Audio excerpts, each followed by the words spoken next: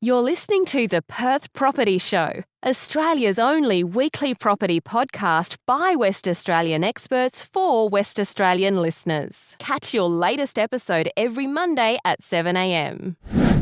Hey guys, Trent Fleskens here, your host of the Perth Property Show. Today's topic is a really interesting one. It's one that is extremely unique, something that is very unique to this podcast as well, in that we have a special guest in the room. It is Rick Hockey, Hedland First National's number one agent, Hedland's number one agent for a long time, and with 10 years having experienced Australia's biggest boom and bust in property history, in my understanding. We are sitting down with him in a one-on-one situation to understand his story, which probably reflects a lot of people's story up there that most people wouldn't understand on a first-hand basis. Rick, thanks for coming in and sharing what I expect is going to be a very interesting chat. Thanks, Trent. Yes, it has been an interesting journey, very interesting. Tell us where it started with you. You weren't always a real estate agent, were you? No, I got up into Port Hedland in 1980 and I went straight into BHP and I worked there for 28 years. Quite funny how I got into real estate is I used to have a cleaning business as well, and I used to go into Hedland First National. I was buying property as investment property through them, but I also had the cleaning contract there. And the principal there, Morag Lowe, said one time, "You spend that much time in here, Rick, you should actually be working here." So you're a client? Yeah. So You're a client and a contractor? Yes, I was. So anyway, a couple of weeks later, Morag grabbed me again and said, "You know, have you thought about it?" And anyway, as the talk went on, I made a decision. I love property, so I thought this is what I should be doing. So the day that I resigned and drove out of BHP, I already had my office set up in Hedland First National, and I went straight down there and commenced work, and still loving it to this day. 2009, 2008, was that the year? Yes, it would have been somewhere around there, and that was, when the town was really starting to find legs, find strength, and people were taking notice internationally, weren't they? Oh, absolutely. We were just entering into that boom stage, which might have been fantastic, but it wasn't fantastic all the way. Could anyone have sold a property when you started? In that time, in that boom? Was it ridiculous to the point where data wasn't a factor, it was simply fear of missing out?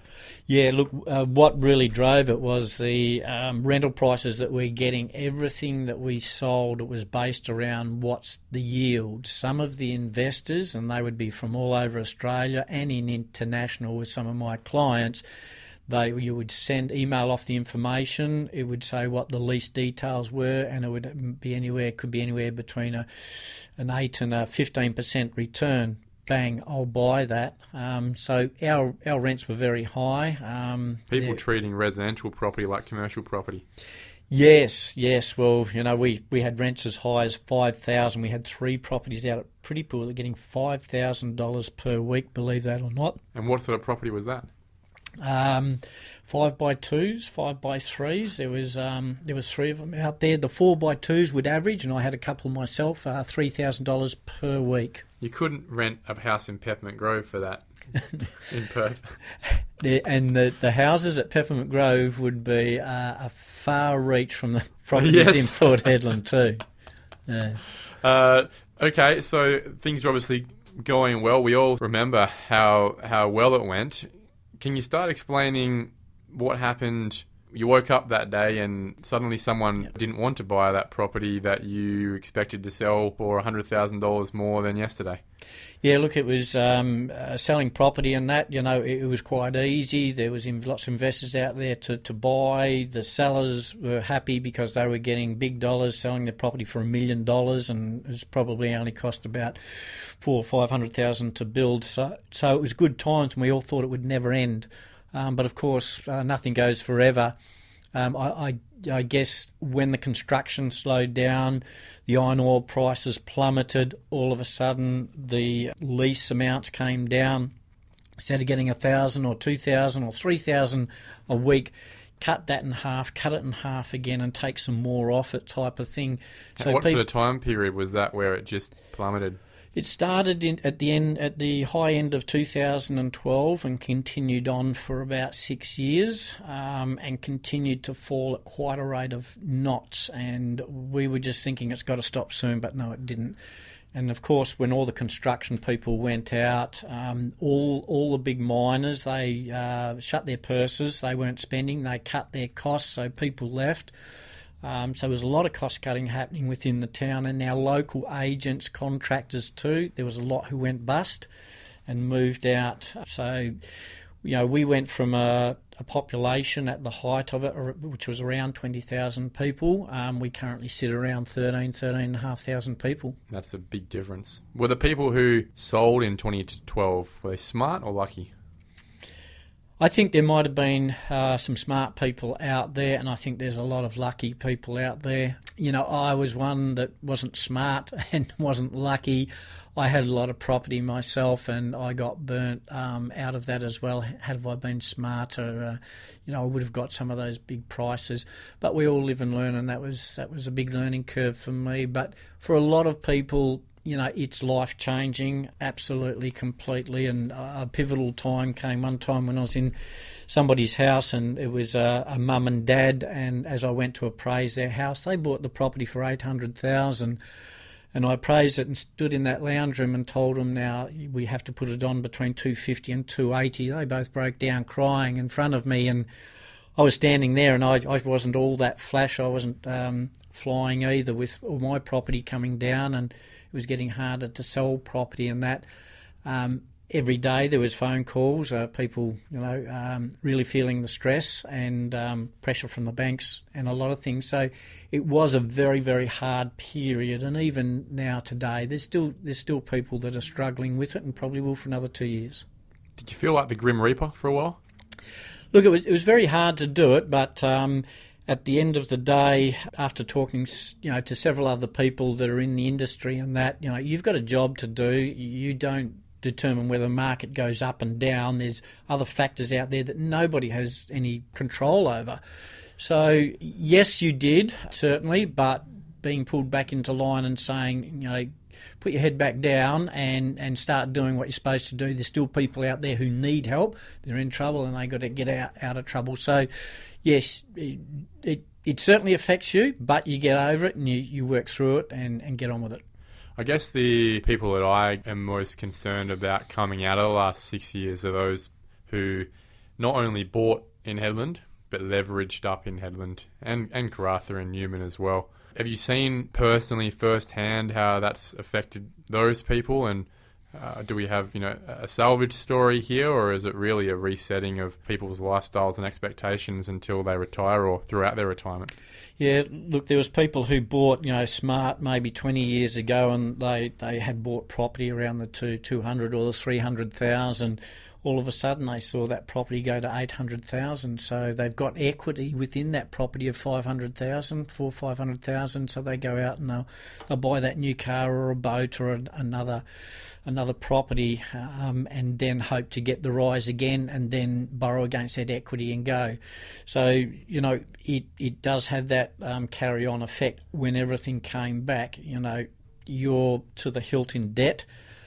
The properties aren't worth anywhere near what they were, and it's very hard to dig yourself out of that situation. These days, Rick, obviously we've spent 6-7 years in Perth watching the turmoil and the fallout, and you hear second-hand stories, I guess, as to how it was or what's happened, and those people who did get in, those people who feel lucky that they never did.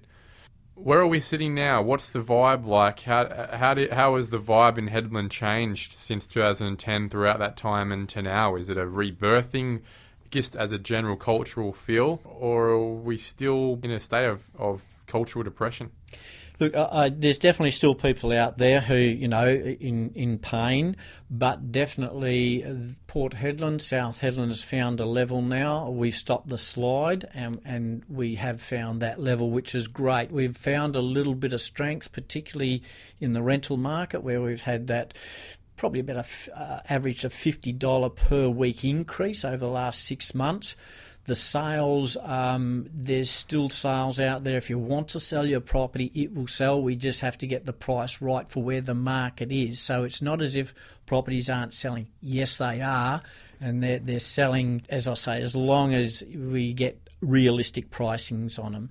So where it's much more optimistic up there, all of the businesses now are not worried about, losing ground. They're putting an extra bloke or two on, and we're starting to see that the town is now again starting to blossom. There's talk of the oil and the gas. There's the lithium that's come in. There's the cattle, iron ore. The miners are now starting to open up their purses. Will there be another boom? There will definitely not be another boom because, as I say, the infrastructure of the town with mining camps and everything like that, and the miners make it quite clear that if there's any big construction works or even smaller construction works, they'll all be a fly-in, fly-out workforce. I see good, steady growth that's going to happen. There won't be any massive changes or jumps in the market like we've seen with the boom and bust. And I guess that comes down to real-life fundamental reasons that you've just spoken about. I think it's very easy, as you said, for people to jump on the pyramid or the cycle and jump off and try and look at it like it's a stock market, looking at the stats and picking trends. But the reality is the reason Hedland and Karratha and Newman went up is because, and then down, it's a very simple equation. It's demand versus supply. There was always a very, very thin amount of supply growth because it's not easy to open up properties and land and develop up there.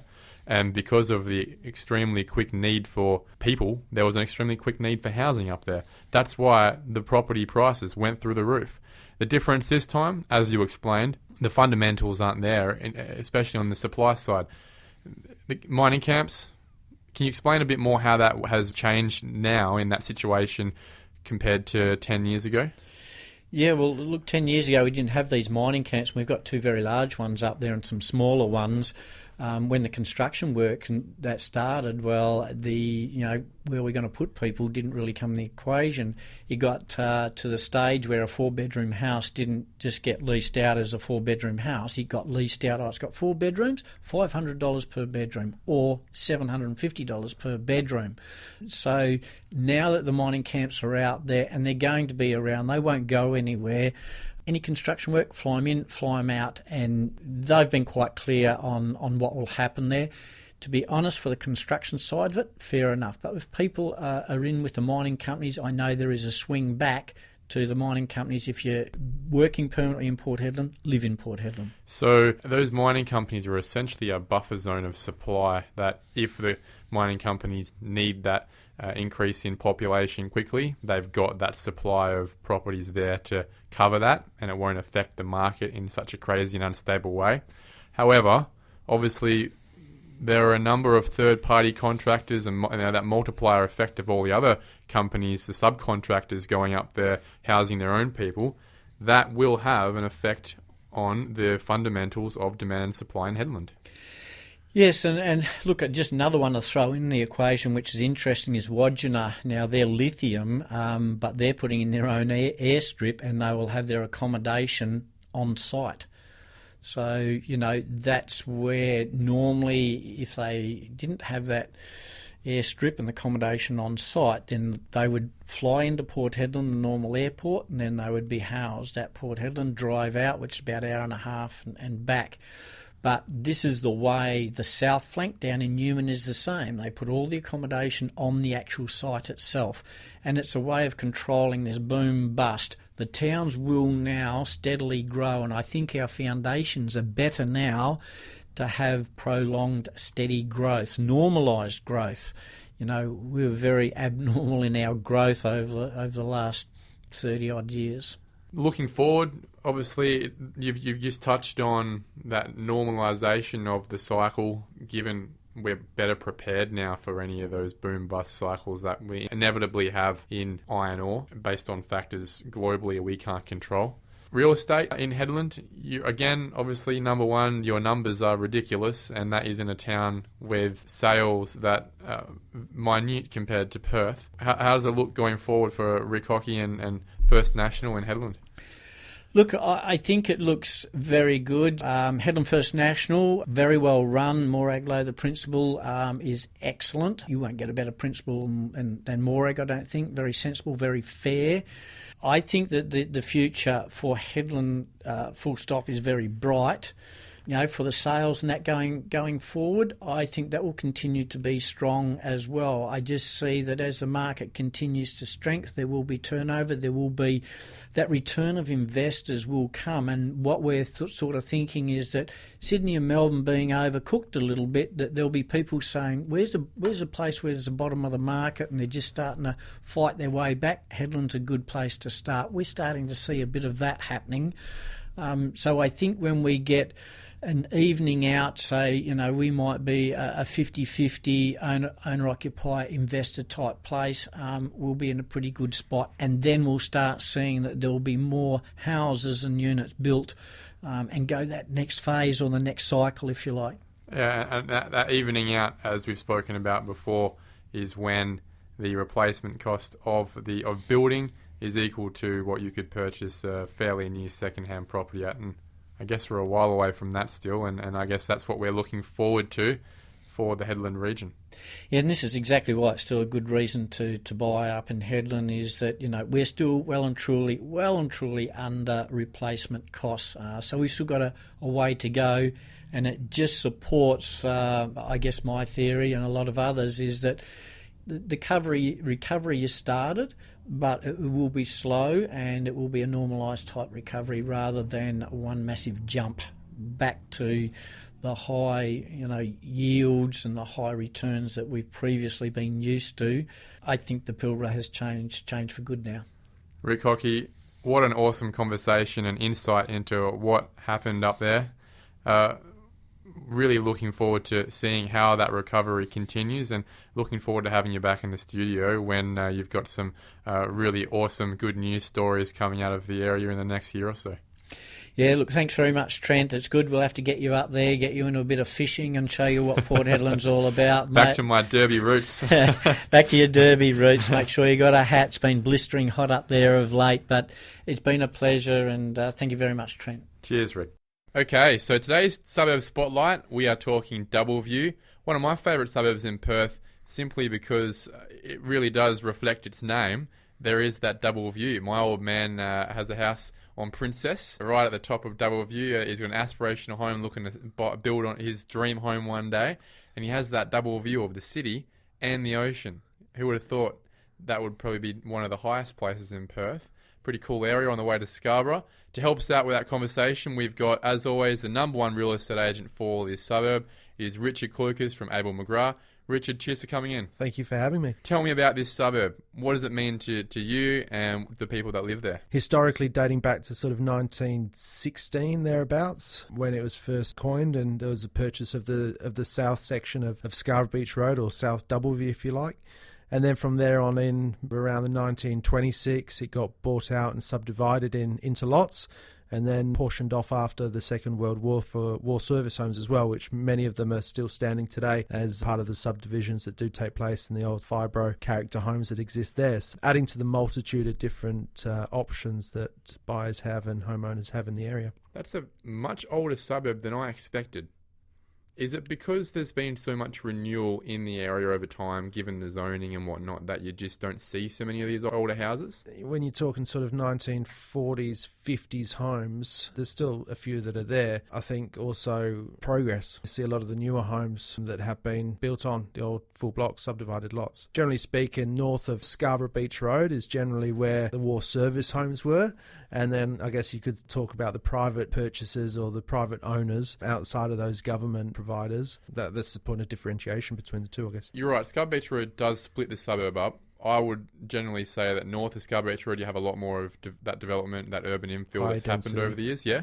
Yep. Through the Huntress spaces. Yeah, so anywhere from Scarborough Beach Road through to Newborough. And south of Scarborough Beach Road, more your bigger, nicer homes, a bit more elevation. Yeah, so lower density. Getting closer to Hale, really, aren't you? Yeah, that's right, and into the Woodlands, Wembley Downs sort of pocket there too. If you had to sell Doubleview in a couple of sentences to me, how you do it? The variety of housing options for across all demographics is right there, and you see a lot of people moving into the area, not really moving out, only because there are those options there. So for the young couple that's wanting to have their first child, there's that housing option there, through to the full blocks, $1 million views, and then sizing back down again, because you have got woodlands, and it's a great pocket of Perth that is super central to a lot of amenities. You're talking shopping centres, freeway access to the city, and obviously the coastal strip there with Scarborough and that there too, which is undergone such transformation of late. It's that centre point between one of the best consumer hubs in Perth, being Innaloo and that surrounds, but also one of the best entertainment areas, being Scarborough and the foreshore development that's happened. It's probably still that one family area where you're not smashed with apartments and units. You can have a nice big family home, or a unit that's still a sizable 3x2 and still be in an affordable space with all those luxury amenities next to you. Yeah, exactly. You talk about open space, although, the subdivisions of late have been taking over a bit of that open space. But you've still got great local parks, you've got great schools around that area too, and certainly that's the attractant for a lot of families that are looking to, well, not just families, but a lot of people that are looking to get into that area, and schooling certainly high on the agenda. So who is your archetypal client right now? Who's buying off you? I'd certainly say with the softer markets, as it may be with a lot of other areas, it's people trading up. So using this softer market to get into a higher price point, all things being equal, it will then accommodate them for the next sort of 5 to 10 years. And hopefully then they've also made a smart decision. What they may lose out on their current property, they'll hopefully make up in the home that they're looking to move into. Is it a young family? Traders. So young families, a few first home buyers as well, looking to get in as well. But is generally those younger families that are looking to get up into the next price point. Tell me about those price points. Yeah. We always talk about from the cheapest thing I can buy in your suburb to the most expensive thing and everything in between. Get as detailed as you want. Yeah.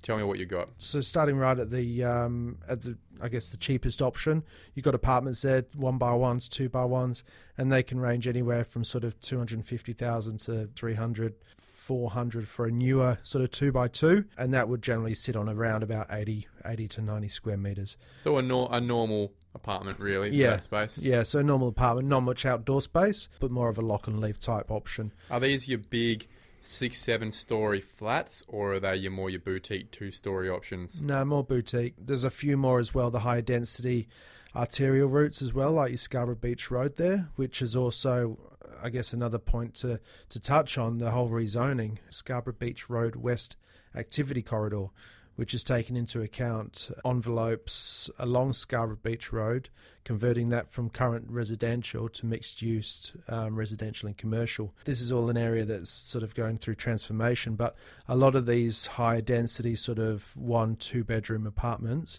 are sat along there, and it's a great opportunity for someone to get in. So they're trying to create more of a village, are they? With cafes, hairdressers, pizzerias to service these apartments? Yeah, so you think of Beaufort Street, Yep. and that's pretty much the vision of the city of Stirling along Well, that'd that be corridor. fantastic if that could happen. Yeah. Because I think for too long, Scarborough Beach Road has really been a thoroughfare where you're getting from somewhere to Scarborough, and there's not really anywhere to stop in between. 100%, yeah. Pedestrian, cycle paths, widening the road, introduction of potentially express bus lanes as well, again like Beaufort Street.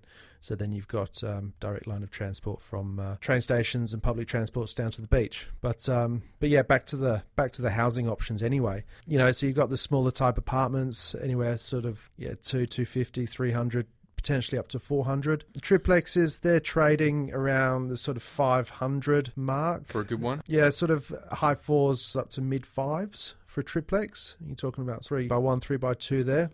Half blocks generally rides around the 300 to 325 square metres. With the laneways that Doubleview has, the City of Stirling's gone through and sealed all of those with LED lighting as well. So that's provided a little bit of bit more peace of mind for people buying on these laneways. And generally they would be sitting at around, for a 3x2, you'd be looking around the sort of 750, 725 to 800 ballpark for something like that. Are they as well. townhouses or are they single story? They're double story, survey strata, so I'd classify that as a house. Yeah. But then, you've got townhouses as well, which are more in groups of sort of 3 or 4, double story, and they'd probably be around the low to mid sevens. How expensive can it get? It gets in the mills, 3, doesn't it? 3.2 mil. Yeah. There's some beautiful homes in Doubleview. Yeah. That's the highest sale And they're the price ones today. benefiting from the view, though, aren't they? 100%. Yeah. Full blocks. Are there many options left for people to buy an older house on a nicer full block and benefit from those views? They are. Benefit from the views south of Ewan Street. That's R20. So you're needing on average 450 square meters to subdivide there. So to subdivide that area, it is an option. However, you're needing 900 or at a minimum 850 squares for that. So people around there or homeowners around there are generally keeping the full box, retaining that. But, you're looking between then Ewan Street and Scarborough Beach Road, which is R30. And generally speaking there, there's more full blocks with subdivision potential. And then north of Scarborough Beach Road, they're getting fewer and further between for subdivisions. They've generally been done, haven't they? It's become a community of triplexes and townhouses there. because they are the war service homes that were there. So, the asbestos fibro type homes. So take that and then build 2 new homes on there, 2 new dwellings. Well, I think we're talking development already, and we've touched on it in many different ways in the last 10